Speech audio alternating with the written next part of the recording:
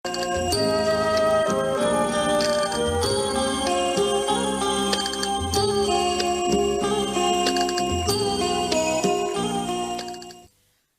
සම්බුදු සරණයි සදැහැති ඔබ සැමට. ලෝභ, ද්වේෂ, මෝහ ආදී අකුසලයන්ගෙන් මිදී කුසල් දහම් වඩමින් ජීවිතයේ යථාබෝධය ළඟා කරගන්නට ඔබට මඟ පෙන්වනු පිණිස බෞද්ධ රූපවාහිනිය ඔබ වෙත sannivedanaya කරන සජීවී සූත්‍ර ධර්ම දේශනාව මෙලෙසින් ආරම්භ කරන්නට සූදානම් වන්නේ. සුපුරුදු ලෙසින් ඔබ වෙත මේ සන්ධ්‍යාවරුවේ ගෙනෙන සජීවී ධර්ම දේශනාව පැවැත්වීම සඳහා අද දවසේදී මේ ධර්ම සභාවට වැඩමවා වදාළ පූජ්‍යපාද ගලිගමුවේ ඥානදීප ගෞරවනීය ස්වාමීන්ද්‍රයන් වහන්සේ අපි සවෝමෙක්ව සාදු නාදනං වා පිළිගනිමු. සාදු සාදු සාදු. අද ධර්ම දේශනාවට දායකත්වය ලබා දෙමින් කටයුතු කරනු ලබන්නේ ගොතටුවේ පදිංචි ස්වර්ණා ගණේගොඩ ඕමානේ සේවයේ නියුතු ලතා ජයවර්ධන, පියසීලී, සීතා සහ අශෝකා යන සොහොයුරියන් පිරිස විසින්. එසේනම් දැන් ඒ සදැහැති දායකයන්ට අවස්ථාව හිමි වනවා. හේවිසි කලා ශිල්පීන් ශබ්ද පූජා පවත්වන අතරවාරයේදී තුන්ලුවක් නිවාසනහලු අමාමෑණී බුදු පියාණන් වහන්සේ උදෙසා මල් පූජා කරන්නට ඉන් අනතුරුව ගෞරවනීය ස්වාමීන්ද්‍රයන් වහන්සේට දැහැත් වට්ටිය පිළිගන්වා ධර්ම දේශනාවට ආරාධනා කරන්නට.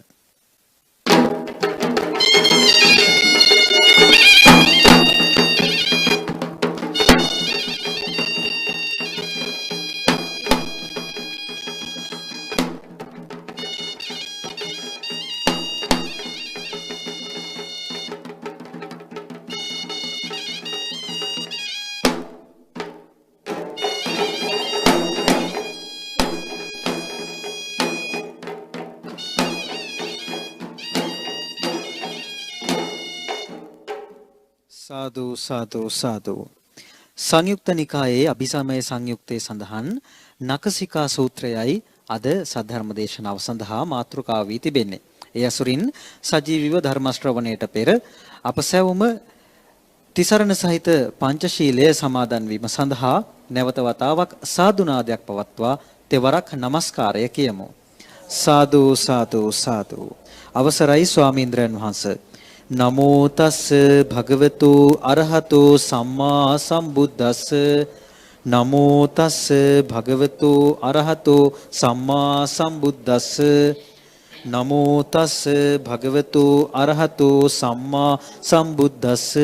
බුද්ධං සරණං ගච්ඡාමි. බුද්ධං සරණං ගච්ඡාමි. ධම්මං සරණං ගච්ඡාමි. ධම්මං සරණං ගච්ඡාමි. සංඝං සරණං ගච්ඡාමි. සංඝං සරණං ගච්ඡාමි. ဒ ුතියම්පි බුද්ධං සරණං ගච්ඡාමි. ဒ ුතියම්පි බුද්ධං සරණං ගච්ඡාමි. ဒ ුතියම්පි ධම්මං සරණං ගච්ඡාමි. ဒ ුතියම්පි ධම්මං සරණං ගච්ඡාමි. ဒ ුතියම්පි සංඝං සරණං ගච්ඡාමි. ဒ ුතියම්පි සංඝං සරණං ගච්ඡාමි. තතියම්පි බුද්ධං සරණං ගච්ඡාමි. තතියම්පි බුද්ධං සරණං ගච්ඡාමි. තතියම්පි ධම්මං සරණං ගච්ඡාමි. තතියම්පි ධම්මං සරණං ගච්ඡාමි. තතියම්පි සංඝං සරණං ගච්ඡාමි. තතියම්පි සංඝං සරණං ගච්ඡාමි. පාණාතිපාතා වේරමණී සික්ඛාපදං සමාදියාමි. පාණාතිපාතා වේරමණී සික්ඛාපදං සමාදියාමි. අදින්නාදාන වේරමණී සික්ඛාපදං සමාදියාමි. අදින්නාදාන වේරමණී සික්ඛාපදං සමාදියාමි. කාමේසු මිච්ඡාචාරා වේරමණී සික්ඛාපදං සමාදියාමි. කාමේසු මිච්ඡාචාරා වේරමණී සික්ඛාපදං සමාදියාමි. මුසාවාදා වේරමණී සික්ඛාපදං සමාදියාමි. මුසාවාදා වේරමණී සික්ඛාපදං සමාදියාමි. සුරාමේරය මජ්ජපමාදට්ඨානා වේරමණී සික්ඛාපදං සමාදියාමි. සුරාමේරය මජ්ජපමාදට්ඨානා වේරමණී සික්ඛාපදං සමාදියාමි. තිසරණේන සද්ධින් පංචශීලං ධම්මං සාදුකං සුරක්ඛිතං කତ୍වා අපමාදේන සම්පාදේත. ආම භන්තේ. සාදු සාදු සාදු. සමන්ත චක්කවාලේසු අත්‍රා ගච්ඡන්තු දේවතා සද්ධම්මං මුනි රාජස් සුනන්තු සග්ග මොක්ඛදං ධම්ම ශ්‍රවණ කාලෝ අයං බදන්තා ධම්ම ශ්‍රවණ කාලෝ අයං බදන්තා ධම්ම ශ්‍රවණ කාලෝ අයං බදන්තා නමෝ තස්ස භගවතු අරහතෝ සම්මා සම්බුද්දස්ස නමෝ තස්ස භගවතු අරහතෝ සම්මා සම්බුද්දස්ස නමෝ තස්ස භගවතු අරහතෝ සම්මා සම්බුද්දස්ස සාදු කියන කවුරුත් වාසනාවන්ත පින්වතුනි අද ගොතටුවේ පදිංචි මේ පින්වතුන් බොහෝ පිරිසක් එකතු වෙලා තමන්ගේ ජීවිතේට ධර්ම දානමේ මහා පින්කමක් සිදු කරගන්න සූදානම් වුණා. ඒ අතර ස්වර්ණා ගණේගොඩ මහත්මිය, ඒ වගේම ඕමානී ලතා ජයවර්ධන, පියසීලි, සීතා අශෝකා යන සොහොයුරියන් ඇතුළු පවුලේ හැම දෙනාම මේ උතුම් ධර්ම දානමේ මහා පින්කම තමන්ගේ ජීවිතයට රැස් කරගන්නවා. ඉතින් එහෙමනම් ඔබ හැම දිනාටමත් ධර්ම ශ්‍රවණය කරන ලක්වාසී ලෝවාසී හැම දිනාටමත් මේ උතුම් ධර්ම ශ්‍රවණයත් නිවන් දොරටුවක් බවටම පත් වේවා කියලා අපි මුලින්ම ආශිර්වාද කරනවා. පින්වතුනි, අද අපිට කතා කරන්න තියෙන්නේ සවස 4ට බෞද්ධ නාලිකාව තුළ සජීවී සූත්‍ර දේශනාවක් කතා කරන්න. සූත්‍ර දේශනා කියන්නේ අපේ බුදුරජාණන් වහන්සේ යම් යම් පුද්ගලයන්ට නිවන් අවබෝධය අරමුණු කරගෙන දේශනා කරපු දේශනා විශාල ප්‍රමාණයක් තියෙනවා. සූත්‍ර පිටකයේම දේශනා 18000කට ආසන්න ප්‍රමාණයක් තියෙනවා. සූත්‍ර දේශනා පමණ.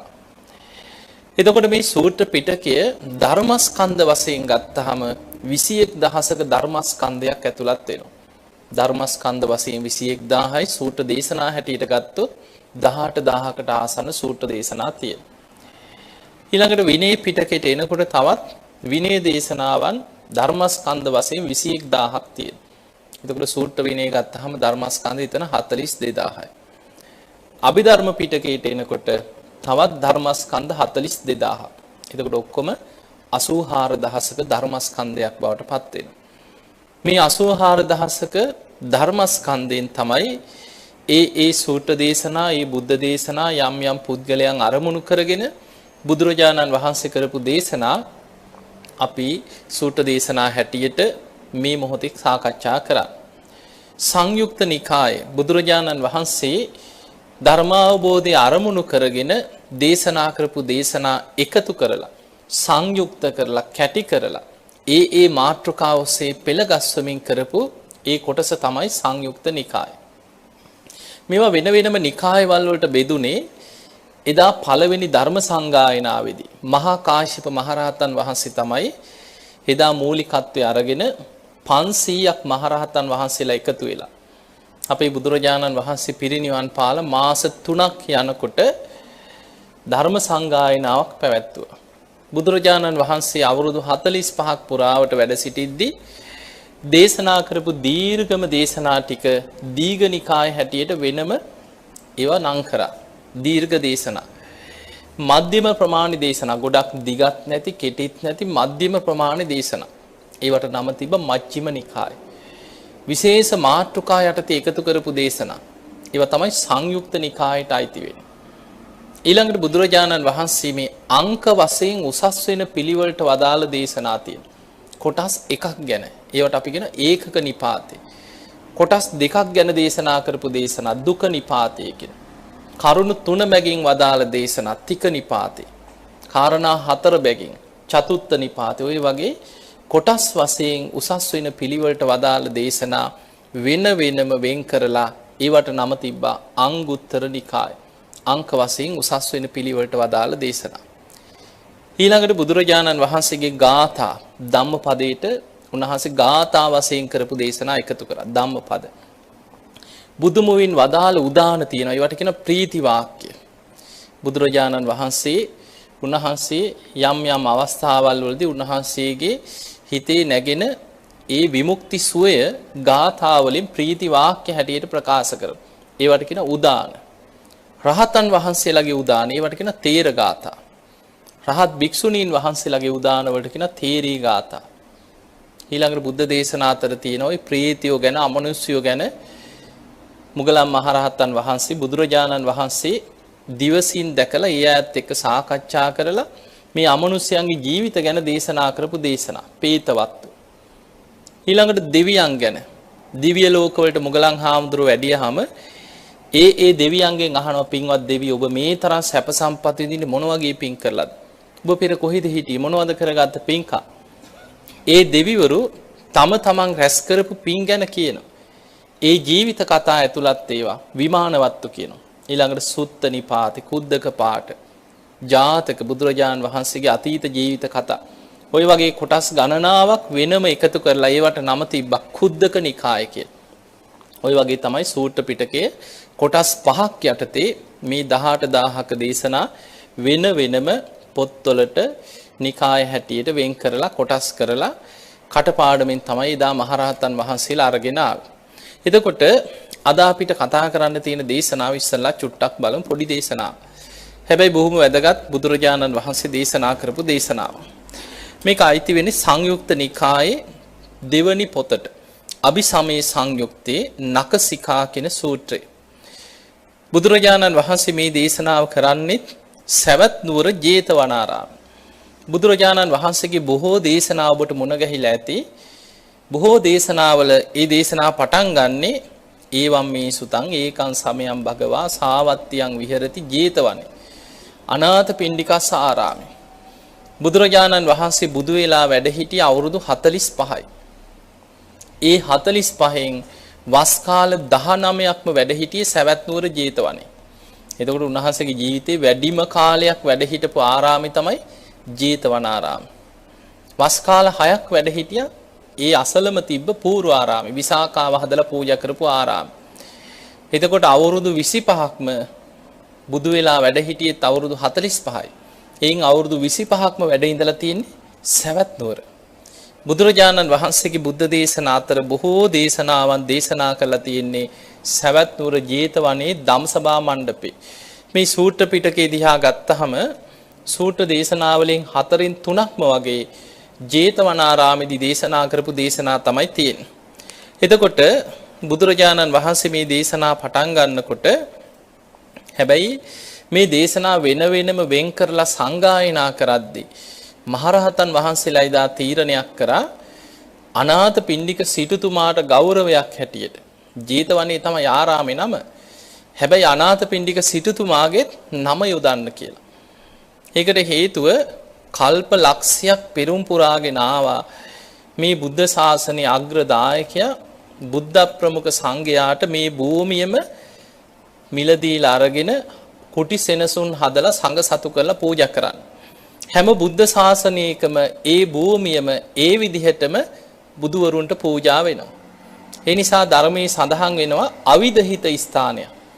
අවිදහිත කියන්නේ බුදුවරු වෙනස් වුණත් වෙනස් නොවන හැම බුදු කෙනෙක්ම සේවනය කරන පරිහරණය කරන ස්ථානවලට ධර්මයේ කියනවා අවිදහිත ස්ථාන. හැම බුදු කෙනෙක්ගේම ජීවිතේ වස් කාල 19 බැගින් වැඩ ඉන්න තැනක් හැටියට ජේතවනාරාමේ හඳුන්වනවා. ඒ නිසා මේ අනාථපිණ්ඩික සිටුතුමා බුද්ධ ශාසනයේ අග්‍රදායකයා.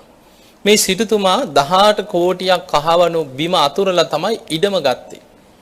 තවත් 18 කෝටියක් වියදම් කරලා කුටි සෙනසුන් හැදුවා. ධම්සභා මණ්ඩපයේ භික්ෂුන් වහන්සේලාට වෙන වෙනම කුටි, ඒ මහරහතන් වහන්සේලාට වෙනම කුටි, ඊළඟට දානශාලා, සන්තාගාර, ගිලම් භික්ෂුන් වහන්සේලාට වෙනම කොටස්, ඊළඟට පැම් පොකුණු බුදුරජාණන් වහන්සේට වහල 7කින් යුක්ත සඳුන් ලීයෙන් තමයි සුගන්ධ කුටියක් කරලා පූජා කරේ. එතකොට ඒ නිසා මේ අනාථපිණ්ඩික සිටුතුමාට ගෞරවයක් හැටියට ජේතවනේ දේශනා කරපු දේශනාවල හැමතැනම ඒවම් මේ සුතං ඒකං සමයං භගවා සාවත්තියං විහෙරති ජේතවනේ බුදුරජාණන් වහන්සේ සවැත් නුවර ජේතවනාරාමේ වැඩ ඉන්නකොට ආයිමත් කියනවා අනාථපිණ්ඩිකස් ආරාමේ අනාථපිණ්ඩික සිටුතුමාගේ ආරාමේදී තමයි මේ දේශනාව දේශනා කරන්නේ. එතකොට බුදුරජාණන් වහන්සේ උන්වහන්සේගේ දේශනා ක්‍රමවල ප්‍රායෝගික ක්‍රම පෙන්නනවා. කෙනෙකුට තේරුම් ගන්න අර පොඩි ළමයින්ට යම් යම් ක්‍රියාකාරකම් කරලා පෙන්නනවා වගේ බුදුරජාණන් වහන්සේ කෙනෙකුට ජීවිතය ගැන වටහා ගන්න යම් උපමා උපමේය යම් යම් ක්‍රම බුදුරජාණන් වහන්සේ අනුගමනය කරනවා. එක සිදුවීමක් තියෙනවා. දවසක් පුංචි රාහුල හාමුදුරුවෝ බුදුරජාණන් වහන්සේ මුණ ගැහෙන්න උන්වහන්සේගේ කුටියට එනවා. එනකොට කුටියට ඇතුල් වෙන තැනම තියෙනවා පාදෝවනේ. කුටියකට ඇතුල් වෙනකොට කකුල් හොදගෙන කකුල් පිහාගෙන තමයි කුටියට ඇතුල් වෙන්නේ. පැම් වාජනයක් තියෙනවා. එතකොට පුංචි රාහුල හාමුදුරුවෝ මේ පැම් වාජනේ පාදෝවනේ කරගෙන කුටියට ඇතුල් වුණා. දැන් අර වාජනේ තව චුට්ටක් වතුර ඉතුරු වෙලා තියෙනවා. බුදුරජාණන් වහන්සේ පුංචි රාහුල හාමුදුරුවෝ සමග එතනටම කුටිය ඉදිරියට වැඩම කරලා අර වාජනේ අරගෙන අහනවා රාහුල ඔබ දැක්කද මේ වාජනේ? මේ වාජනේ දැන් පැන් ටිකක් ඉතුරු වෙලා තියෙනවා. ඊටාම ස්වල්පයයි තියෙන්නේ. මේක හලන්න කියෝ. මේක හැලුවට පස්සේ මුණින් නමලා මේකට වතුර වැක්කිරුවොත් පිරෙනවද කියලා. හොනේ ස්වාමී ඔක්කොම අහකට කිව ගලන්න. දැන් ඔක තේරෙන ඕන කෙනෙකුට. වාජනයක් මුණින් නමලා උඩින් වතුර වැක්කිරුවට පස්සේ වතුර ඔක්කොම ගලාගෙන පිටතට යනවා. ඊළඟට දැන් මේ වගේ සරල ක්‍රම බුදුරජාණන් වහන්සේ තේරෙන්න පුංචි රාහුල හාමුදුරන්ගේ වයස පැවිදි වෙනකොට අවුරුදු 7යි. එතකොට තේරෙන විදිහේ මේ වගේ උපමා වලින් බුදුරජාණන් වහන්සේ වදාලා රාහුල දැන දැන බොරු කියන භික්ෂුවගේ ජීවිතයත් මේ හිස් වාජනේ වගේ කියෝ. අර හිස් වාජනේ වගේ අර වතුර චුට්ටක් ඉතුරු වුණා වගේ ಗುಣධර්ම රැකෙන්නේ නැහැ කියන. ටිකයි කියන. වැඩිපුරම අකුසල් තමයි කියන පිරෙන්නේ. ඊළඟට වාජනේ මුණින් හරවල වතුර වක් කරලා පෙන්නනවා දැන දැන බොරු කියන භික්ෂුවගේ ජීවිතේට ಗುಣධර්ම එකතු වෙන්නේ රැස් වෙන්නේ ඒ ඔක්කොම බාහිරට ගලාගෙන යනවා කියන. හිස් ජීවිතයක් කියන. ඒ නිසා බොරු කීමෙන් වළකින්න කියන. දැන් ඔක කෙලිම කියන්න තිබ්බනේ රාහුල බොරු කියන්න එපා වළකින්න කියලා. හැබැයි බුදුරජාණන් වහන්සේ මේ වගේ සරල උපක්‍රම කෙනෙකුට ධර්මයේ තේරෙන විදිහට බොහොම ප්‍රායෝගික ක්‍රම ඔස්සේ ධර්මයේ විස්තර කරලා දෙනවා. දැන් මේ නඛසිකා සූත්‍රයේ බුදුරජාණන් වහන්සේ නඛසිකා කියන්නේ නියසිල නියපොත්. බුදුරජාණන් වහන්සේ මේ පොළවේ තියෙන පස් ටිකක් උන්වහන්සේගේ නියසිලට ගත්තා. අරගෙන භික්ෂුන් වහන්සේලාට මෙහෙම පෙන්නලා අහනවා මහණෙනි තථාගතයන් වහන්සේගේ නියසිල මත තියෙන මේ පස් ස්වල්පේ නුඹලා දකින්නවද? එහෙමයි ස්වාමීනි කිව්වා. ඊළඟට බුදුරජාණන් වහන්සේ වදාළ මේ තථාගතයන් වහන්සේගේ නියසිලේ තියෙන පස් ටිකත් මහා පොළවේ තියෙන පසුත් අතර වෙනස නුඹලට වැටහෙනවද? ස්වාමීනි නියසිලේ තියෙන ඊටාම ස්වල්පයයි කිව්වා. මේ මහා පොළොව මත තියෙන පස් ප්‍රමාණය නියසිලේ තියෙන පස් වලින් 100න් පංගුවක්ද 1000න් පංගුවක්ද ලක්ෂයෙන් පංගුවක්ද එහෙම ඉලක්කමකින් කියන්න බැරි තරම් විශාලයි කිව්වා. දැන් ඔක තේරෙන දෙයක්.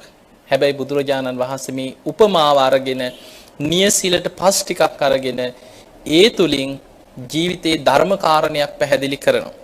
බුදුරජාණන් වහන්සේ වදාළ මහණෙනි චතුරාර්ය සත්‍ය අවබෝධ කරපු ditthi සම්පන්න පුද්ගලයා.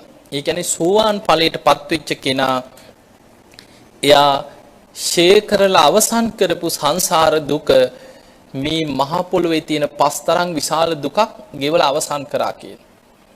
සෝවාන් වෙච්ච කෙනෙකුට තව අනාගතේ ඉතුරු වෙනවා නම් විඳින්න යම් කිසි දුකක් මේ නියසිලට ගත පස් ටික වගේ ටිකයි කියන. ඒකට හේතුව සෝතාපන්න වෙච්ච කෙනා තව උපරිම ආත්ම 7ක් හරි උපදින්න පුළුවන්. හැබැයි හැමෝම ආත්ම 7ම ඉන්නේ නැහැ. සමහර සෝවාන් වෙච්ච අයට කියනවා ඒක බීජී. එක ජීවිතයකදීම ඉතිරි මාර්ගඵල අවබෝධ සෝවාන් වෙච්ච කෙනා ඒ ජීවිතේම වීරිය වඩලා සකදාගාමී වෙනවා අනාගාමී වෙනවා. එක්ක සුද්ධාවාස බඹලව ගිහිල්ලා හිපිරිනවම් පාන. එක ජීවිතේම ගමන අවසන් කරගන්නවා.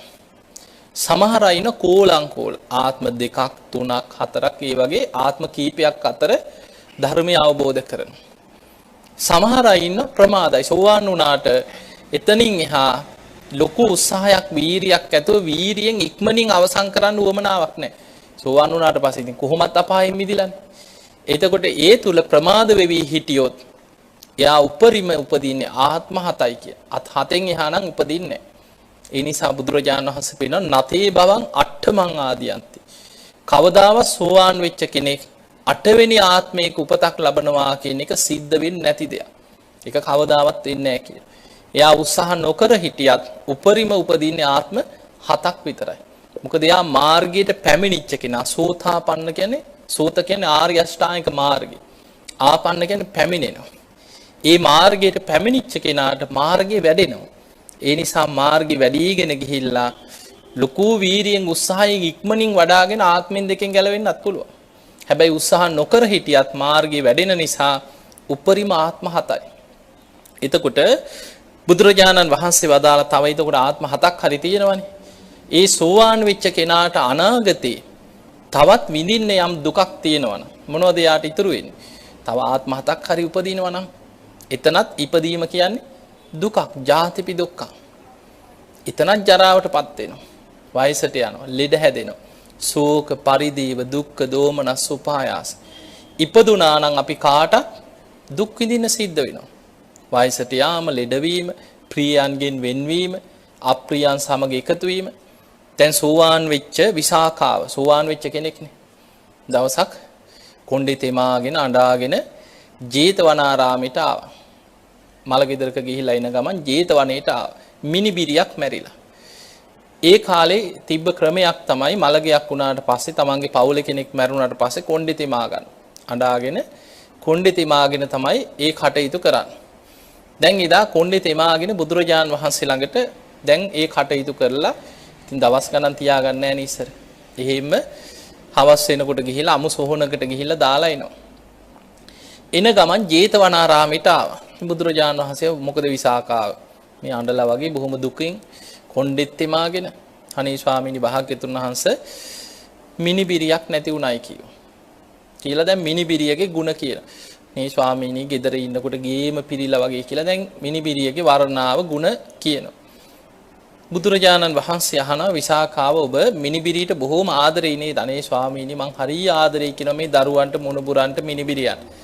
විසාකාව දරුවෝ 20 දෙනෙක්ගේ අම්මා කෙනෙක් කියලා. එතකොට පොඩි අයට බොහොම ආදරේ.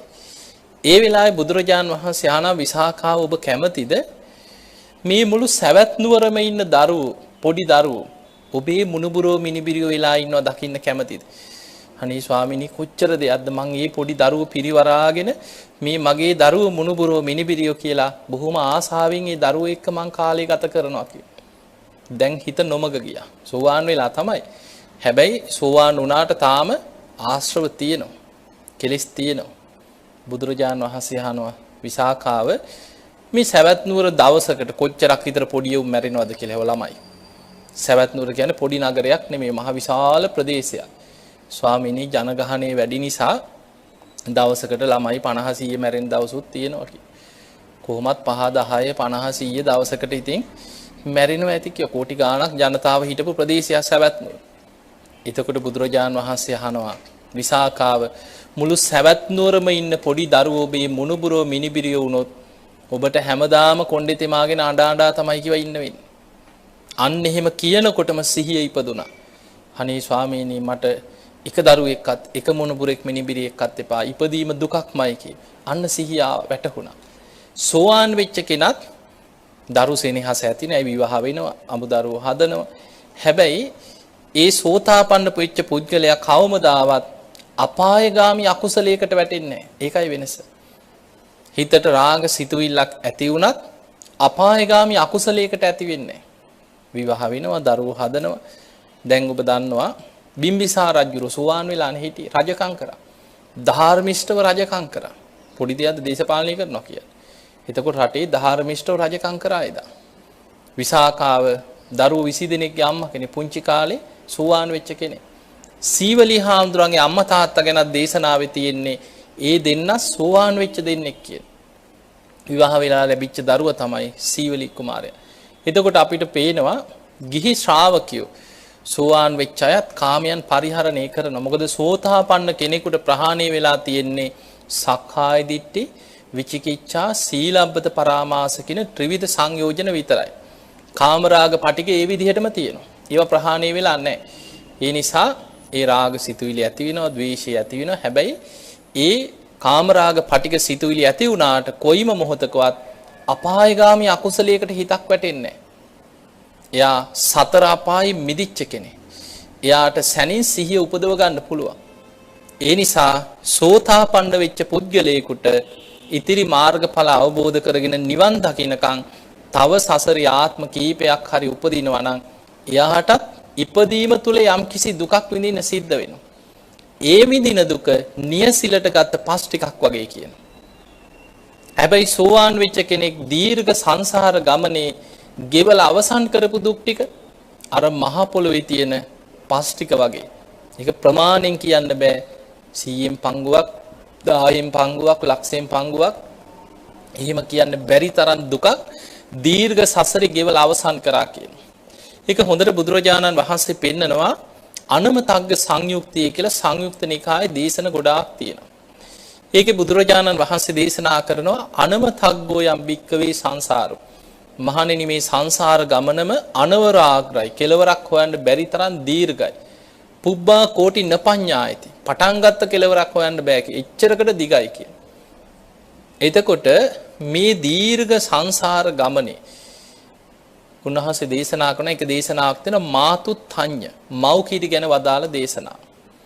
මේ දේශනාවේ දේශනා කරනවා දැන් අපි ගත්තාම අපි මේ ජීවත් වෙන පෘථුවිය වැඩිපුරම තියෙන්නේ ගොඩබිමට වඩා සතර මහා සාගරය ජලයෙන් වැහිලා තියෙන. බුදුරජාණන් වහන්සේ වදාළ මහණෙනි මේ සතර මහා සාගරයේ ජලයට වඩා දීර්ඝ සංසාර ගමනේ කෙලවරක් හොයන්න බැරි සසර ගමනේ ඉපදෙමින් මැරෙමින් ආපු ගමනේ අම්මාවරුන්ගේ මව් කිරි බීලා තියෙනවා කියනවා අපි. එතකොට හිතන්න අපිට තේරෙන්නේ බුදුරජාණන් වහන්සේ බුදු වැසින් ඒ බුදු නුවණින් දීර්ඝ සසර ගමන දිහා දැකලා අපිට දේශනා කරන. අපිට ඒ නුවණ නැහැ. අපිට ඒ සංසාර ගමන ගැන අතීතය ගැන අපිට නොපෙනෙන දේවල් බුදුරජාණන් වහන්සේ බුදු වැසින් තමයි පෙන්වන්නේ. ඊළඟට උන්වහන්සේ දේශනා කරනවා මහණෙනි එළුව වෙලා බල්ලෝ වෙලා සත්තු වෙලා සමහරලාවට හරක් වෙලා කුකුල්ලු වෙලා බෙලි කැපුම් කාපු ආරවල ගලාගෙන ගිය ලේ මේ සතර මහා සාගරයේ ජලයටත් වඩා වැඩි කියන. එතකොට අපි මේ දීර්ඝ සසරේ කොච්චරනම් දුක් විඳ ගුටි කකා මැරුම් කකා වද විඳ ආපු සංසාර ගමනක්ද. එක අවස්ථාවක මේ සෝවාන් වීම ගැන බුදුරජාණන් වහන්සේ වදාලා මහණෙනි ඔන්න වැරදිකාරයෙක් රජ්ජුරුවන්ගේ රාජබටයන්ට අහු වෙනවා. හැංගි හිටපු බොහොම දරුණු අපරාධකාරයෙක් අහු වෙනවා. රාජබටයෝ අල්ලගෙන ඇවිල්ලා රජ්ජුරුවන්ට ඉදිරිපත් කරනවා රජතුමනි මෙන්න අර අපරාධකාරයා. මෙන්න මේ වගේ වැරදි තියෙනවා. සුදුසු දඬුවමක් පමුණවන්න කියලා රජ්ජුරුව ඉදිරියට ඉදිරිපත් කරනවා. රජ්ජුරුව කරපු වැරදි ටික අපරාධ ටික අහගෙන ඉඳලා කියනවා ඇදගෙන ගිහිල්ලා උදේට දැන් උදේ තමයි ඉදිරිපත් කරේ. හෙල්ල පාරවල් 100ක් අනින්න කියන. දැන් හෙල්ල පාර මේක උපමාවක්. හෙල්ල පාරවල් 100ක් ඇනලා දාලා එනවා. සාමාන්‍ය මිනිසෙකුන් නම් හෙල්ල පාරවල් එකක් දෙකක් ඇන්න නම් මැරෙනවා. දැන් මේ උපමාවක් බුදුරජාන් වහන්සේ වදාලා මැරෙන්නේ නෑ මෙයා හෙල්ල පාරවල් වලින් විශාල වේදනාවක් විඳිනවා. කෑ ගහනවා විලාප විඳිනවා දඟලනවා පණ අදිනවා මැරෙන්නේ නෑ. දවල් වෙනකුණුත් වේදනාව විඳ ඉන්නවා. දවල් රජුරවන්ට මතක් කියලා අහනවා කෝවර අපරාධකාරය මැරුණද? රාජබටියෝ බලාගෙන ඇවිල්ලා කියනවා රජතුමනි තාම පණ තියෙනවයි කියනවා. එහෙනම් දවල්ටත් හෙල්ල පාරවල් 100ක් අනින්න කියනවා. දැන් දවල්ටත් අල්ලගෙන තවත් හෙල්ල පාරවල් 100ක් අනිනවා. දැන් ආයි කෑ ගහනවා විලාප දෙනවා දැන් කලින් වගේ දෙගුණයක්. හවසට රජුරවන්ට මතක් වෙනවා මැරුණද දන්නේ මේ පව්කාරයා. රාජබටයන්ට කියපුවාම ගිහින් බලාගෙන රජතුමනි තාම පණ තියෙනවයි කියනවා. එහෙනම් හවසටත් හෙල්ල පාරවල් 100ක් අනින්න කියනවා. දැන් ඒකට දවසට කීයද? 300ක්.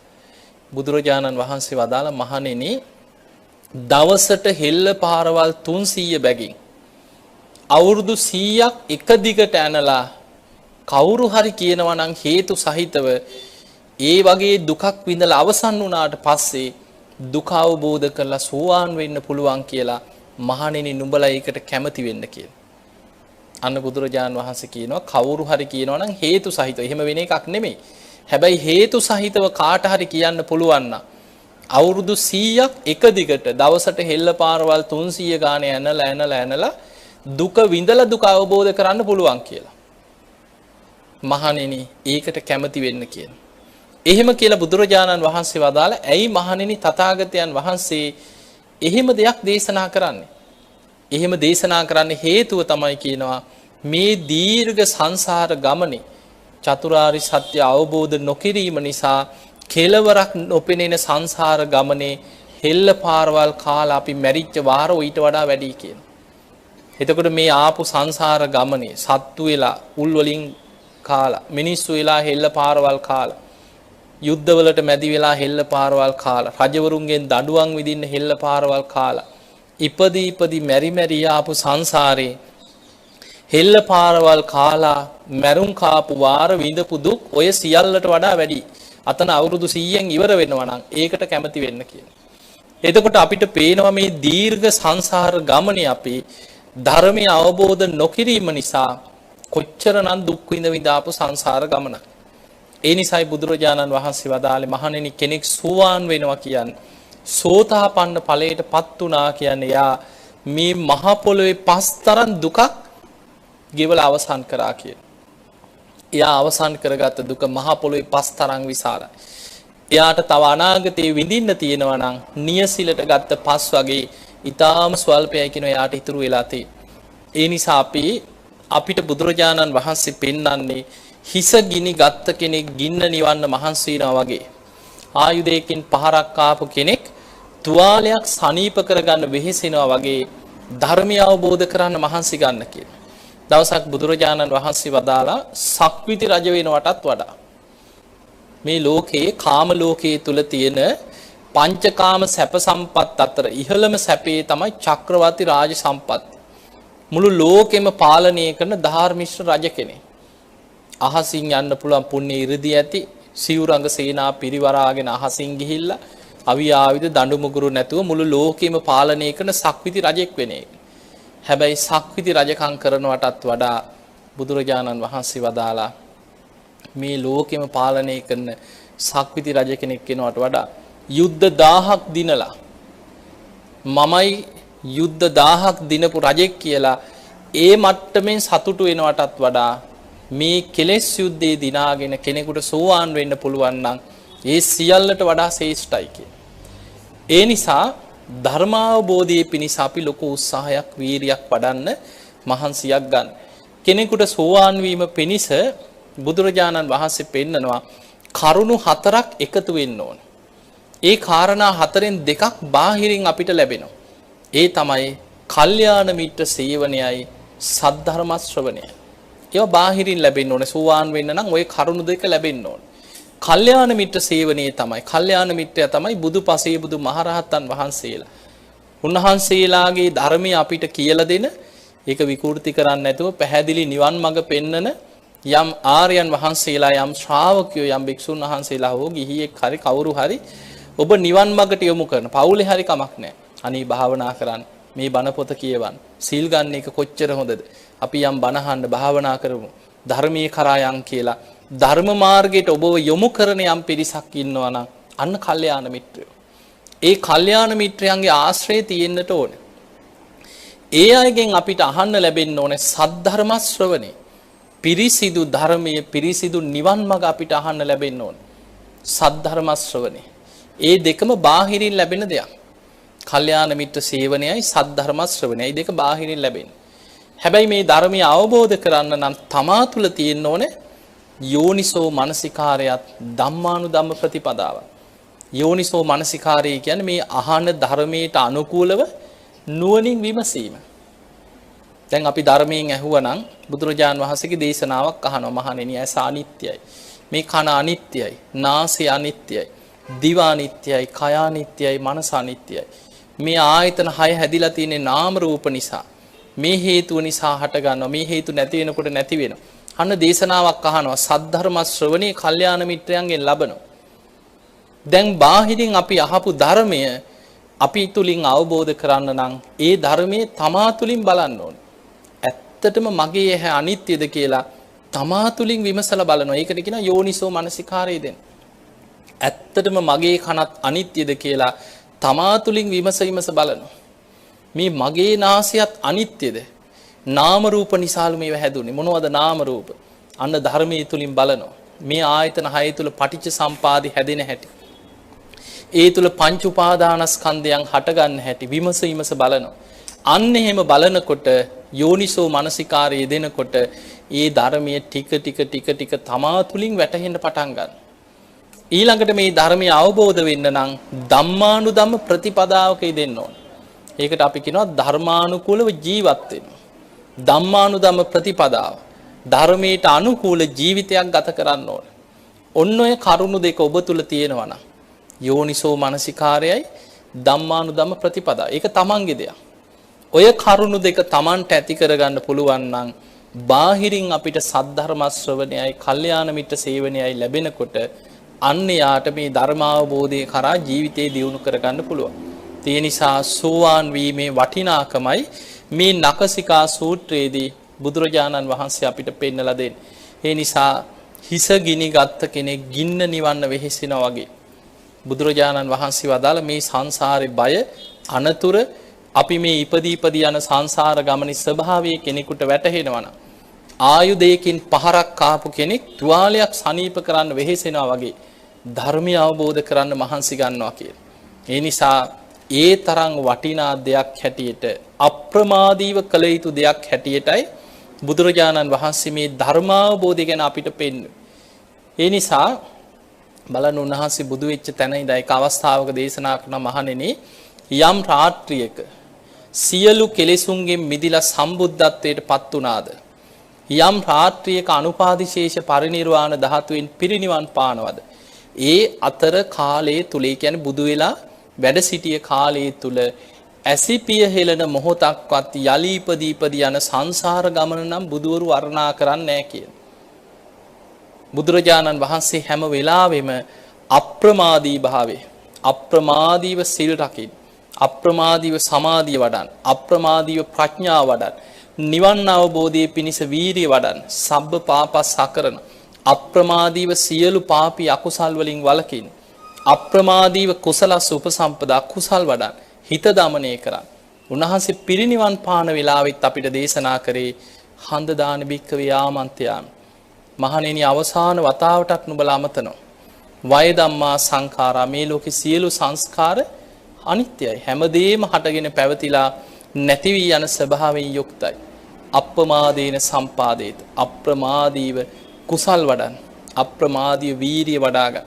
අන්නේ නිසා මේ යුගයේ තුල අපිට කල්යාණ මිත්‍ර සේවනයේ දැන් හොඳට ලැබිලා තියෙනවා. සද්ධර්ම ශ්‍රවණේ ඔබට නිතර ලැබෙනවා.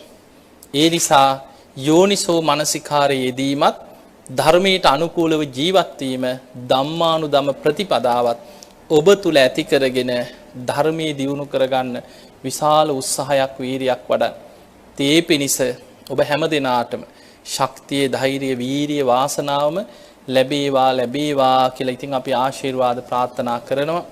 ඒත් සමග විශේෂයෙන් බෞද්ධ රූපවාහිනිය ඔස්සේ අපි ස්වාමින් වහන්සේලාට පුංචි දැනුවත් කිරීමක් කරනවා. ඒ තමයි ඔබ දන්නවා බොහෝ පිරිසක් මම හොරණ ගිලන් වෙච්ච භික්ෂුන් වහන්සේලා වෙනුවෙන් විශාල මධ්‍යස්ථානයක් දැනට ඉදි කරලා තවත් ගිලන් කුටි 20 ගාණක් අපි ඉදි කරන්න සැලසුම් කරලා තියෙනවා. දැනටත් අපේ ආරාමයේ තුල ගිලන් ස්වාමින් වහන්සේලා 29ක් පමණ වැඩ ඉන්නවා. ඉතින් අපි කිසිම නිකාය ભેදයක් නැතුව ලංකාවේ ආරණ්‍යක වේවා පන්සලක වේවා වයසට ගිහිල්ලා සමහරවිට උත්පල වෙලා එක්තැන් වෙලා සලකන්න කෙනෙක් නැති ස්වාමින් වහන්සේලා අපි එක්කන් ඇවිල්ලා අපවත් වෙනකන් අපි රැක බලා ගන්නවා. දැන් මගේ ළඟ අවුරුදු 90 ගණන් වලම ස්වාමින් වහන්සේලා 5-6 නමක් වැඩ ඉන්නේ. එක්තැන් වෙලා උත්පල වෙලා එක්තැන් වෙච්චම ස්වාමින් වහන්සේලාත් කීප නමක් වැඩ ඉන්නේ. නොයේක් රෝග තත්ත්ව තියෙන අය. අපි සේවකයෝ 20ක් විතර යොදවලා හොඳ පළපුරුදු අය උන්වහන්සේලාගේ යාවතේව කටයුතු මල මුත්‍රාස් කරනේවා නාවනේවා බේත් දෙනේවා ඒ රැක බලා ගන්නේවා අපවත් වෙනකම්ම සිදු කරන. දැන්ටත් අපි ළඟ කීප නමක් අපවත් වුණා. අපේ ගානෙම තමයි බොහෝ වෙලාවට ආදාහන කටයුතුත් අපිම කරනවා කවුරුත් බාරගත්තේ නැත්නම්. ඒ නිසා අපි දැනුවත් කරනවා ලංකාවේ ඕනෑම තැනක ස්වාමින් වහන්සේ නමක් අසරණ වෙලා ඉන්නවා නම් ඔබට පුළුවන් අපිට දැනුම් දෙන්න. අපි හොයලා බලලා උන්වහන්සේලාව එක්කන් ඇවිල්ලා යප උපස්ථාන කටයුතු සිදු කරනවා. හැබැයි අපි ස්වාමින් වහන්සේලා බඳව ගන්නකොට විශේෂයෙන් බලන්නේ උන්වහන්සේලාගේ පැවිදි ඊළඟට ඒ සාමණේර සහතික උපසම්පදා සහතික ඇත්ත පැවිද්දෙද්ද කියන එක අපි හොඳට හොයනවා. ඊළඟට පැවිදි වෙලා අඩුම ගානේ අවුරුදු 5කට එහා පැවිදි ජීවිතයක් ගත කරපු කෙනෙක් නම් අපි විශේෂයෙන් උන්වහන්සේලාට ඒ අපෝපස්ථාන කටයුතු වෙනුවෙන් විශේෂත්වයක් කරනවා. ඒකට හේතුව සමහරු වයසට ගිහිල්ලා මේ ලෙඩේ ඔන්න මෙන්න තියලා කවුරුත් නැති වෙනකොට සිවුරක් දාගන්න පෙළඹෙන්න පුළුවන් කාට හරි කියලා අපෝපස්ථාන ටික ගන්න අදහසින් මේ නිවන් දකින්න නෙමෙයි. අන්තිම කාලේ කවුරුත් සලකන්න කෙනෙක් නැත්නම් සිවුරක් දාගෙන කාට හරි කියලා අපෝපස්ථාන ලබන්න. ඒ නිසා අපේ ගිලන් භික්ෂු මධ්‍යස්ථානයේ ස්වාමීන් වහන්සේලා අපි බඳව ගන්නකොට අඩුම ගානේ අවුරුදු 5කට එහා හොඳ පැවිදි ජීවිතයක් ගත කරපු ස්වාමීන් වහන්සේ නමක්ද කියලා හොයනවා. සාමණේර සහතික එක්ක උපසම්පදා වුණා නම් ඒ සහතික හිටපු විහාරස්ථානවල නායක හාමුදුරුන්ගෙන් ඒ ලියුමක් එක්ක ශාසන ආරක්ෂක බල මණ්ඩලයක ස්වාමීන් වහන්සේ නමකගේ ඒ ලියුමක් සමග උන්වහන්සේ අපිට දායකයෝ හරි කවුරු හරි දන්න කෙනෙක් හරි ඉදිරිපත් කරාට පස්සේ අපි උන්වහන්සේ ගැන හොයලා බලලා ඇතුළත් කරගන්නවා. කොච්චර වියදම් ගියද දැන් අපි ළඟ ඉන්න සමහර ස්වාමීන් වහන්සේලාට බෙහෙත් වලට මාසෙකට 50000 60000 යන ස්වාමීන් වහන්සේලා ඉන්නවා. අපි සමහර ස්වාමීන් වහන්සේලා අරගෙන එනවා සති ගණන් එක්තැන් වෙලා එක තැන මල මුත්‍ර කරගෙන සිවුර හොද ගන්න කෙනෙක් නැතුව දුක් විඳපු අය. අපිට ආරංචි වුණාම අපි හොයලා බලලා අපිම ඇම්බියුලන්ස් එකක් හරි වාහනයක් හරි යවලා අපි එක්කන් එනවා. ඒ වගේ අපි ඒ සියලු අප උපස්ථාන කටයුතු අපි නොමිලේ කරන්නේ බොහොම සද්ධාවෙන්. ඒ වගේම ස්වාමින් වහන්සේලාට උදෑසන ඉඳන් අපි බුද්ධ වන්දනාව දවසම බුද්ධ channel එක දාලා බණ අහන්න හදලා තියෙනවා. ඊළඟට ඒ ඉන්නේ සේවකයොත් හැම වෙලෙම බුදු ගුණ ටික හරි කනට කරලා කියලා දෙනවා. අපවත් වෙන වෙලාවට හරි සුගතිය කියන්න අවශ්‍ය ආගමික පරිසරය අපි උපරිම හදලා උන්වහන්සේලාට ජීවිතයේ අන්තිම කාලේ කරපු පින්දහම් කුසල් දහම් මෙනෙහි කරගෙන හවසට හොඳ බුද්ධ වන්දනාවක් ගිලන්පස වන්දනාවක් කරනවා. මේ වගේ ආගමික පරිසරය උපරිම හදලා තියෙනවා. බොහෝ දුරට අපි ළඟට එන ස්වාමින් වහන්සේලාගෙන් වැඩිපුරම ඉන්නේ ආරණ්‍යගත එක්ක හුදකලා බණ භාවනා කරලා හොඳ ගුණ යහපත් ජීවිත ගත කරපු අය. ඒකට හේතුව දැන් පන්සල් වල ස්වාමින් වහන්සේලා සමාජ සේවා කටයුතු විශාල ප්‍රමාණයක් කරනවා. උන්වහන්සේලා දහම් පාසල් කරනවා, සමිති සමාගම් කරනවා, එක්ක ඉස්කෝලේක උගන්වනවා. මිනිස්සු වෙනුවෙන් එක්ක දානෙට පහන්සුවකට පිරිතට ඒවට යොමු වෙනවා. සමාජي සමහරු පන්සල් වල ස්වාමින් වහන්සේලාට නොඑක් බැන දොස් කිය හිටියත් උන්වහන්සේලා සමාජයත් එක්ක ජීවත් වෙන නිසා සලකන්න කවුරු හරි ඉන්නවා. දායක සභාවක් හරි ඉන්නවා. හැබැයි ආරණ්‍ය ක්‍රමයේ තුල බොහෝ වෙලාවට සමහරු පැවිදි වෙච්ච ගමන් මුදල් පරිහරණය අතහරිනවා. එතකොට මුදල් අතේ කිසිම සතයක් නැහැ. සමහරු බස් වල යන්නේ කූපන් වල.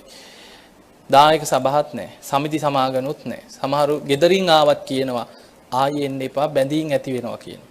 කැමති නැහැ කියනවා ගෙදරින් එනවට. එතකොට ගෙවල් වල තියෙන සම්බන්ධතාවත් අවුරුදු ගාණක් යනකොට නැති වෙනවා.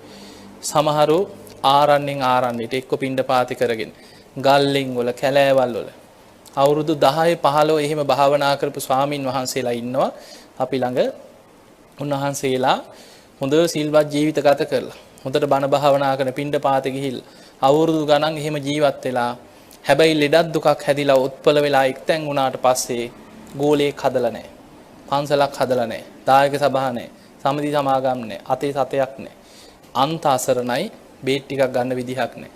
ඊළඟට බොහෝ වෙලාවට සමහර ස්වාමින් වහන්සේලා ඉන්නවා පන්සලක බේත් ටික දීලා සිවුර හොදලා යන්තම් තියාගන්න පුළුවන් නම් බොහෝ වෙලාවට එහෙම සලකලා තියාගන්න. හැබැයි අපිට ගොඩක් ගෙනහලා බාර දෙන්නේ එහෙමත් තියාගන්න බැරිම ස්වාමින් වහන්සේලා ඉන්න. ඒ කියන්නේ යම් කිසි මොලේ ස්නායු ආබාධ, ස්නායු මැරිලා, කල්පනාව නැහැ. ඊළඟට සාමාන්‍ය එක්කෙනෙකුට දෙන්නෙකුට පාලනය කරගන්න අමාරුයි. ඒ වගේ බොහෝ ස්වාමීන් වහන්සේලා අපි ළඟ ඉන්නවා. ඉතින් අපි උන්වහන්සේලා මේ ශාසනය තුල බොහෝ ගුණ ධර්ම රැකපු පන්සල් 2-3 නායකකම් දරපු අයත් මගේ ළඟ ඉන්නවා. වයසට ගියාට පස්සේ ඉතින් කවුරුත් නැතුව ජීවිතය අසරණ වෙන අය ඉන්නවා. ඉතින් අපි බොහොම සද්ධාවෙන් මේ කටයුතු සිදු කරනවා. අපිට හොඳ වෛද්‍ය මණ්ඩලයක් ඉන්නවා. වෛද්‍යවරු කණ්ඩායමක් ඉන්නවා. අපිට ස්වේච්ඡාවෙන් ඇවිල්ලා ඒ උපකාර කරන අයත් ඉන්නවා. ඊට අමතරව අපි විශේෂඥ වෛද්‍යවරුන්ටත් විටින් විට ඒ අසනීප අනුව ස්වාමීන් වහන්සේලා යොමු කරනවා. ආයුර්වේද වෛද්‍යවරුත් අපිට වෙනම ඉන්නවා. හොඳ සේවක පිරිසක් ඉන්නවා. ඉතින් ඒ නිසා ස්වාමීන් වහන්සේලාට ඔබ වහන්සේලාගේ තොරතුරු මොකද අපි ඉදිරියේ තවත් ගිලන්කොටි 25ක් ඉදි කරනවා. දැනට අපිට ස්වාමීන් වහන්සේලා 25කට 23 නමකට පමණ උපරිම පහසුකම් ඇතුව ඒ ආරාමේ රැක බලා ගන්න. මේ පහසුකම් ඔක්කොම දැනට හදලා තියෙනවා. අපි තව ආයුර්වේද ගොඩනැගිල්ලක් හදනවා. සියලු පංචකර්ම ප්‍රතිකාර ස්වාමීන් වහන්සේලාට නොමිලේ කරන්න. ඒ වගේම තවත් ගිලන්කොටි රැසක් ඉදි කරන නිසා බොහෝ ස්වාමීන් වහන්සේලා එනවා. දැනට ඔබ වහන්සේලාගේ ප්‍රදේශවල පන්සල්වල වේවා ආරණ්‍යවල වේවා කොහේ හෝ මේ ශාසනය තුල ಗುಣධර්ම රැකලා වයසට ගිහිල්ලා කවුරු සලකන්න කෙනෙක් නැතුව අසරණ වෙලා ඉන්න ස්වාමීන් වහන්සේලා ඉන්නවා නම් අපිට දැනුම් දෙන්න. මේ ධර්ම දේශනාව අවසානයේ ඔබට අපේ සීල සුවර්ණ ගිලන් භික්ෂු මධ්‍යස්ථානයේ දුරකථන අංක නිවේදක මහත්මයා දැනුම් දෙයි. ඒව ලියාගෙන කතා කරලා වෛද්‍ය වාර්තා එක්ක අපිට කලින් දැනුම් දෙන්න. අපිට ඉඩක් ලැබිච්ච ගම අපි උන්වහන්සේලා ඇතුළත් කරගන්නවා. ඉතින් ওই කාරණයක් දැනුම් දෙන අතරතුර විශේෂයෙන් අද දවසේ අපි මේ ධර්ම ශ්‍රවණයෙන් රැස් කරගත්ත සියලු පින වගේම අද වෙනකොට මේ ලංකාවේ බුද්ධ ශාසනය තුල වර්තමානයේ මේ වැඩ ඉන්න ස්වාමීන් වහන්සේලාගෙන් අපිට සිහි කර කර යම් ප්‍රදේශයක වැඩ හිටියත් හැරිලා හරි වන්දනා කරන්න පුළුවන්ව වැඩ හිටිය පූජනීයම නායක හාමුදුරන් වහන්සේ තමයි නාවිනේ අරිදම්ම නායක හාමුදුරන් වහන්සේ අපවත් වී වදාළේ. උන්වහන්සේ මහා පුදුම සම්පතක් අපිට හිටිය. උන්වහන්සේගේ දහම් දැනුම ගැන ගත්තොත් උන්වහන්සේගේ ජීවිත කතාව ගැන දේශනාවක් තියෙනවා. ඔබ අන්තර්ජාලය අහලා බලන්න. උන්වහන්සේ කියන බණකට අවුරුදු 7-8 වගේ පුංචි වයසේ ගෙදර ඉන්නකොට මෛත්‍රී භාවනාව ගැන සමාධිය ගැන ලොකු දැනුමක් නැහැ. හැබැයි වාඩි වෙලා භාවනා කරනකොට හිත සමාධිගත වෙනවා. අවුරුදු 7-8 දී එහෙම භාවනා කරලා හිත සමාධිගත වෙච්ච කෙනෙක්. රැ එළි වෙනකන් නිදාගත්තත් මෛත්‍රී සමාධියෙන් හිත පවතින. ඒ විදිහට හිත වැඩිච්ච කෙනෙක්. උන්වහන්සේ පැවිදි වුණාට පස්සේ අභිධර්ම පිටකේම කටපාඩමින් දරාගෙන වැඩ හිටිය ස්වාමීන් වහන්සේ කෙනෙක්. සූත්‍ර දේශනා එකපාරක් බැලුවා නම් දේශනා කටපාඩම්. උන්වහන්සේ ධම්මපදයේ කටපාඩම් කරපු හැටි මට ස්වාමීන් වහන්සේ නමක් කියනවා. අතු ගාන ගම මිදුල අතු ගානකොට චුට්ටක් අතු ගාලා ධම්මපද පොත තියාගෙන පෙරලලා බලනවා. ආයි ටිකක් අතු ගාලා ආයි පිටුවක් පෙරලනවා. මෙහෙම දවස් 2-3ක් මිදුල අතු ගාලා ඉවර වෙනකොට මුළු ධම්මපදයේම කටපාඩම්. ඒ වගේ යම් දේශනාවක් කියෙව්වද බැලුවද ඒ බැලූ සැනින් කටපාඩමින් දරා ගන්න පුළුවන් මුළු ත්‍රිපිටකයේම දරාගෙන වැඩ හිටිය වර්තමානයේ බොහොම සිල්වත් ගුණවත් අපිට හිටපු එකම පූජනීය නායක හඳුරන් වහන්සේ හැටියට මේ ලංකා භූමියේ වැඩ හිටියේ ශ්‍රේෂ්ඨතම ස්වාමින් වහන්සේ තමයි පූජනීය නාවිනේ අරිදම්ම නායක හඳුරන් වහන්සේ. ඉතින් උන්වහන්සේ සම්බුද්ධත්වයේ ප්‍රාර්ථනා කරගෙන පාරමී පුරාගෙන යන කෙනෙක්. ඉතින් වර්තමානයේ අපිට බෝධිසත්වයෙක් වගේ මේ රටේ වැඩ හිටිය කෙනෙක්. ඉතින් උන්වහන්සේට අපි මේ රැස් කරගන්න සියලු පින් උන්වහන්සේටත් ඒ ප්‍රාර්ථනීය බෝධියකින් උතුම් සම්බුද්ධත්වයේ පිණිසම මේ සියලු පින උපකාර වේවා කියලා අපි සාදු කියලා උන්වහන්සේට පින් අනුමෝදන් කරමු. ඒ වගේම අද මේ ධර්ම ශ්‍රවණයෙන් රැස් කරගත්ත සියලු පින අපි සියලු දෙවියන්ට අනුමෝදන් කරමු. දෙවියෝ සාදුකාර දිදී මේ පින් අනුමෝදන් වෙත්වා. දෙවියන්ගේ දිව්‍ය අසහිසුරු වර්ධනය කරගෙන සියලු දෙවියෝ වහවහ සසර දුකින් අත මිදේවා කියලා සාදු කියලා දෙවියන්ට පින් දෙන්න. ඒ සියලු දෙවියන්ගේ පිහිට රැකවරණ ආශිර්වාදේ මේ පින්වත් හැම දිනාටම සැලසේවා කියලා අපි ආශිර්වාද කරනවා. ඒ වගේම අද මේ උතුම් ධර්ම දේශනාවේ දායකත්වයේ ගොතටුවේ පදිංචි ස්වර්ණා ගණේගොඩ මහත්මිය, ඕමානේ ලතා ජයවර්ධන, ඒ වගේම පියසීලි සීතා අශෝකා යන සොහොයුරියන් ඇතුළු පවුලේ හැම දෙනාම අද මේ ධර්ම දේශනාවේ දායකත්වයේ දරනවා. ඉතින් මේ හැම දෙනාමත් නිදුක් වේවා, නිරෝගී වේවා, සුවපත් වේවා. ඔබේ පවුල් වල සුජීවත්ව ඉන්න දූ දරු ඥාත හිත මිත්‍ර ආදී සියලු දෙනාමත් නිදුක් නිරෝගී සම්පන්නිය, දීර්ඝායු සම්පන්නිය, උතුම් ධර්මාවබෝධයම ලැබේවා කියලා අපි ආශිර්වාද ප්‍රාර්ථනා කරනවා. ඒ වගේම මේ පින්වතුන් නමෙන් මිය පරලොව ගිය බේලින් ජයවර්ධන, සෝමලතා යන දෙමාපියන්, ඒ වගේම ජයවර්ධන, නිමල්, කීර්ති, හේමා, චන්ද්‍රලතා යන සොයුරියන්, එම් ගණේගොඩ ස්වාමියා, ඒ වගේම අම්බලන්තොට PNA අබේ ගුණවර්ධන, ඒ වගේම සුමනාවතී කියන දෙමාපියන්, ඒ වගේම කරුණාරත්න සුදුසිංහ පියාණන් ධර්ම දේශනාවට සහභාගී වෙච්ච මේ හැම දෙනා නමින් මිය පරලොව ගිය සියලු පරම්පරාගත ඥාති. මෙහිම කල්පනා කරගන්න නම් සඳහන් කරපු ඥාතීන් වගේම ඔබ හැම දෙනාගේම පරම්පරාගත සියලු ඥාති සාදුකාර දීදී මේ පින් අනුමෝදන් වෙත්වා. ඒ අයගේ පරලොව ජීවිත සැපවත් වේවා, සුවපත් වේවා, වහවහ සසර දුකින් අත මිදේවා කියලා සාදු කියලා අපි පින් අනුමෝදන් කරමු. ඒ වගේම බෞද්ධ මාධ්‍යාලයේ නිර්මාතෘ අතිපූජනීය දරණාගම කුසල ධම්මනාහිමිපාණන් වහන්සේටත් ඒ වගේම බෞද්ධ කාර්ය මණ්ඩලයේ හැම දිනාටමත් දායකත්වයේ දරූ පින්වත් ඔබ හැම දිනාමත් ධර්ම ශ්‍රවණය කළ ලක්වාසී ලෝවාසී සියලු දෙනාමත් නිදුක් වේවා, නිරෝගී වේවා, සුවපත් වේවා. සියලු දෙවියන්ගේ පිහිට රැකවන තුනුරුවන්ගේ ආශිර්වාදය ඔබ හැම දිනාටම සැලසේවා. උතුම් ධර්මාවබෝධයේ පිණිසම මේ සියලු පින හැම දිනාටම උපකාර වේවා වේවා කියලා අපි ආශිර්වාද කරනවා. කොහොම වැඳ ගන්න අභිවාදන සීලිස්ස නිච්ඡං වද්ධා ප්‍රචායිනෝ චත්තාරෝ ධම්මා වඩ්ඩන්ති ආයුවන්නෝ සුඛං බලං ආයුරාෝග්‍ය සම්පatti සග්ග සම්පatti මේවච අතෝ නිබ්බාන සම්පatti මිනාතේ සමිච්ඡතු. හැම දිනාම නිදුක් වේවා, නිරෝගී වේවා, සුවපත් වේවා, සුවපත් වේවා, සුවපත් වේවා. හැම දිනාටම තෙරුවන් සරණයි. සාදු සාදු සාදු.